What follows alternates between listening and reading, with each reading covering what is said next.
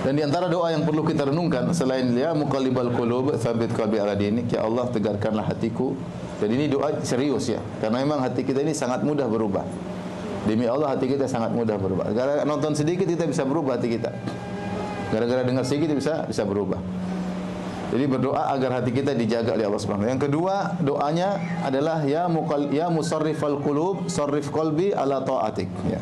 Beda antara pertama dan kedua. Kalau pertama kita minta agar ditetapkan di atas agamamu, yang kedua maknanya lebih spesifik, ya musarrifal qulub, wahai yang memaling-malingkan hati manusia, sarrif qalbi ala taatik, palingkan hatiku kepada ketaatan. Maksudnya apa? Dari satu ketaatan yang lain.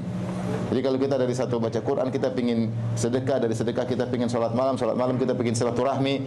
Jadi hati kita rindu kepada ketaatan yang lain, karena kita ini manusia bosanan. Kita butuh variatif dalam apa? Beribadah. Maka di antara doa makna spesifik ya musarrifal qulub, sarrif qalbi ala taatik, yaitu ya Allah yang memaling-malingkan hati manusia, palingkanlah hatiku dari ketaatan yang satu kepada ketaatan yang lain.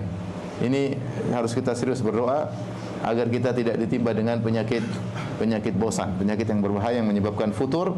Bukan sekedar futur saja, ketika sudah bosan bermaksiat, bosan beramal soleh, kadang rindu untuk bermaksiat ya. Rindu untuk bermaksiat, ini yang sangat berbahaya. Pertama berdoa kepada Allah Subhanahu wa taala ya. Kemudian juga jangan lupa doa yang Nabi wasiatkan kepada Mu'adz bin Jabal, Allahumma inni ala dzikrika wa syukrika wa husni ibadatik. Ya Allah, bantulah aku untuk berzikir kepadamu, untuk bisa bersyukur kepadamu, dan untuk beribadah dengan yang indah, bukan sekedar ibadah tapi wa husni ibadatik, yaitu ibadah yang indah, yang sesuai, yang kau ridhoi. Ya, kalau ibadah asal ibadah ini efeknya kurang, tapi kalau kita ibadahnya indah sesuai dengan keridhaan Allah, maka efek terhadap hati kuat, di antaranya membuat kita tidak bosan dalam beribadah.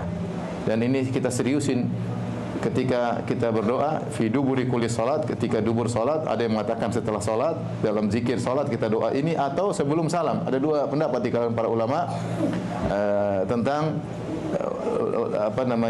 la tada'anna dubura kulli salat. Kata Nabi, jangan sampai kau tinggalkan setiap dubur salat untuk berdoa, wahai Mu'adz, Allahumma inni ala dzikrika wa syukrika wa husni ibadatik. Para ulama khilaf tentang apa yang dimaksud dengan dubur salat. Apakah dubur salat maksudnya setelah salat ataukah di penghujung salat? Maka khilaf di kalangan para ulama. Sebagian ulama memperinci kalau maknanya doa maka adalah menjelang salam. Kalau maknanya zikir berarti setelah salam. Tapi ini zikir tapi maknanya doa. Maka tidak apa-apa kita baca sebelum salam. Allahumma inni ala dzikrika wa syukrika wa husni ibadatik. Ini doa yang penting sampai Nabi mengatakan kepada Mu'adz, inni uhibbuka fillah.